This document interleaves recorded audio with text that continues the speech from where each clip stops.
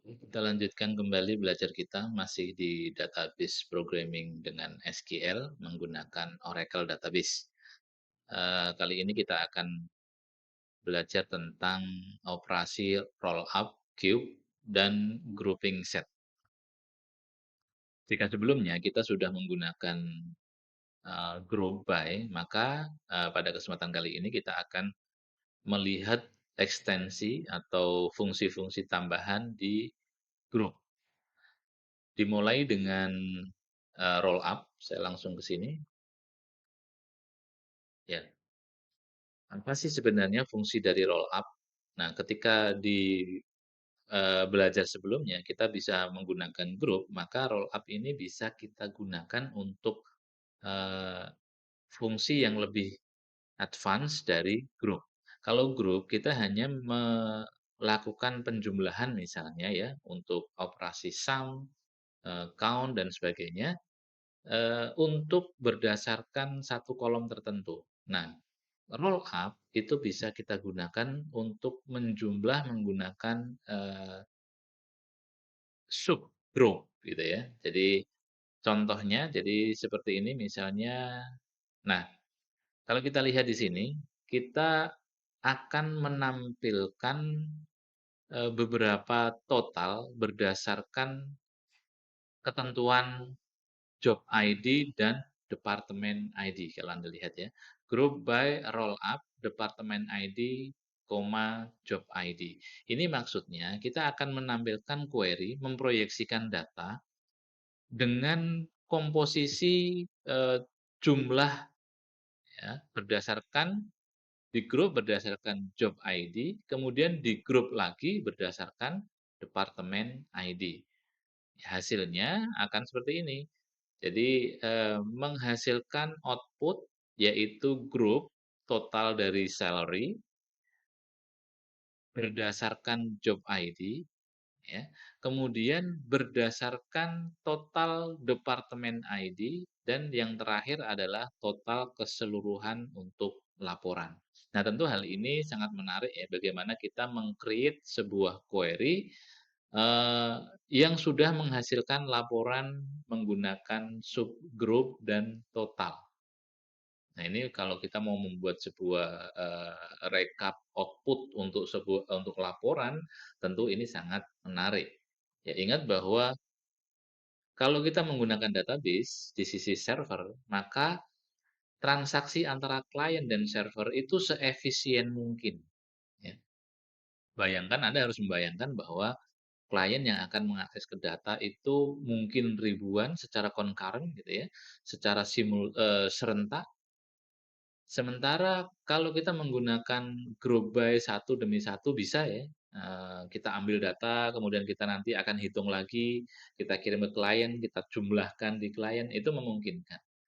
Tetapi tentu lalu lintas datanya menjadi sangat besar. Nah, dengan semua dikerjakan di sisi server seperti Syntax ini menggunakan rollup yang kemudian output-nya sudah group, maka ini akan lebih, efisien dalam pemanfaatan transfer data.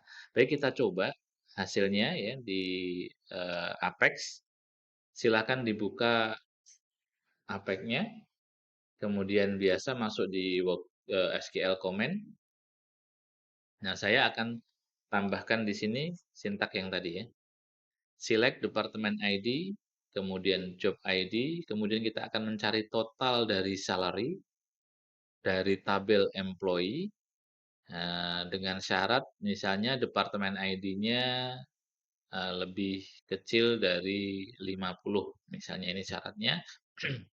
Kemudian group by kita roll up, ya. Kita roll up berdasarkan job ID dan departemen ID. Oke, kita tampilkan gini.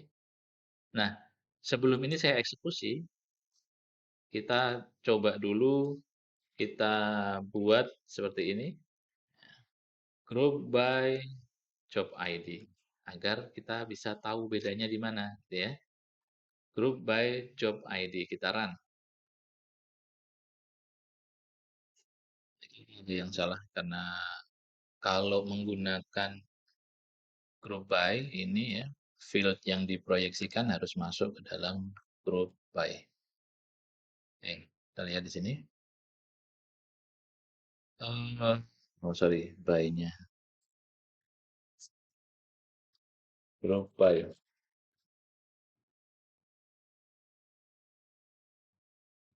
Nah, ini Anda perhatikan bahwa kalau kita menggunakan ini langsung group by, maka dia akan tertotal seperti ini, menghasilkan 3 row ya, menghasilkan 3 row, yaitu grup berdasarkan job ID dan departemen ID ya. Jadi langsung 3 row seperti ini. Nah, bandingkan dengan kita menggunakan roll up. Sekarang kita jalankan menggunakan roll up. Ya, ini 3, ya, ini adalah total per job ID dan per departemen. Kita run. Nah, sekarang menghasilkan 6 row. Ya, apa bedanya? Perhatikan di sini ada subtotal ya. Ini ada subtotal untuk apa? Untuk setiap grup ya. Jadi setiap grup ini ada total berdasarkan job ID yang di sini, total berdasarkan job ID dari sebelah kanan ya yang ditotal duluan. Kemudian ini juga total berdasarkan job ID dan yang ini total berdasarkan eh, departemen ID. Ya, jadi ini total berdasarkan departemen ID. Di mana job ID-nya sama dengan 0. Nah, ini kalau tadi kita menggunakan sintak yang di atas ini, kita akan mendapatkan 3 row ini. Ini plus 4.400 ini ya. Tapi kalau kita menggunakan roll up, kita akan mendapatkan row tambahan yaitu total dari departemen ID. Itu totalnya, subtotal di sini. Ini totalnya berdasarkan departemen ID dan total di seluruh laporan. Ya. Jadi dengan roll up kita mendapatkan format yang sedemikian. Ya, jadi lebih bermanfaat ya untuk apa namanya query yang lebih baik. Tapi mungkin Anda berpikir, Pak, dengan cara yang seperti ini juga sebenarnya bisa, ya, nggak masalah, bisa. Ya, dengan cara seperti ini bisa. Kita tinggal membuat total di sisi reportnya, laporannya. Ini kalau cuma mencari total seperti ini. Tapi nanti kalau Anda bayangkan misalnya pekerjaannya banyak, ngegrup yang banyak lagi, maka akan lebih mudah jika kita menggunakan fungsi roll up. Oke, jadi sederhana ya. Oke, untuk roll up, kita coba lagi sama seperti ini ya, akan menghasilkan output yang lebih terstruktur ya. Baik, kita lanjutkan lagi untuk yang berikutnya yaitu kita langsung masuk ke cube. Ya. Nah, cube ini itu adalah eh, extends atau peningkatan dari tadi roll up ya. Ini termasuk bagian dari group by, tapi lebih banyak lagi yang kita bisa gunakan dengan kita bisa hasilkan dengan cube ya. Nah, ini kita langsung masuk ke contohnya. Nah, perhatikan di sini kita menggunakan cube, maka akan dihasilkan report yang lebih banyak lagi outputnya. Ya, di sini tambahan dari roll up, kalau roll up tadi sampai di sini aja ya, sampai di sini aja, ini, dan plus terakhirnya ini. Nah, dengan cube, kita mendapatkan ekstra ini.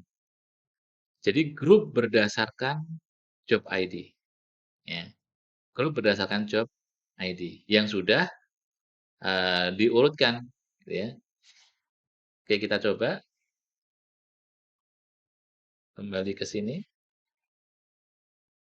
Nah, sama dengan sintak yang sebelumnya, kita akan menggunakan cube. Ini kalau menggunakan roll up ya, perhatikan hanya menghasilkan 6 row ya. Sekarang kita menggunakan cube. Ya. ini akan menghasilkan row yang lebih banyak. Bedanya apa? Nah, di sini ada urutan per job ID sesuai dengan yang kita persyaratkan di sini. Job ID dan departemen ID. Jadi job ID-nya dia sudah grupkan. Ya, kalau tadi kan ini job ID, kemudian total per departemen dari job ID-nya itu, ya. Ini juga sama, MKmen, kemudian total dalam departemen tersebut. Nah, ini ada tambahannya, yaitu total untuk setiap job ID, ya, untuk setiap job ID. Dia menyajikan totalnya. Kemudian baru total untuk seluruh departemen atau seluruh reportnya.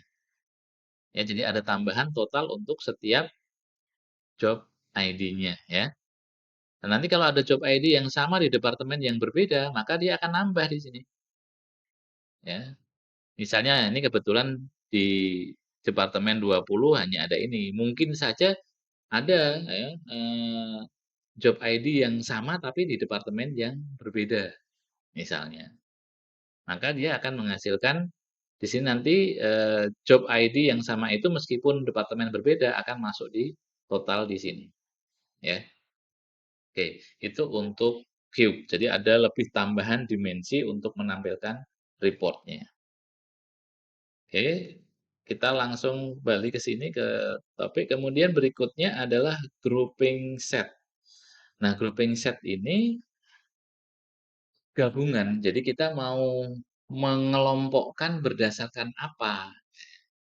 Nah, ini perhatikan, jika Anda ingin melihat data dari tabel karyawan yang dikelompokkan berdasarkan departemen, job, dan manajer, maka kita bisa menggunakan grouping set.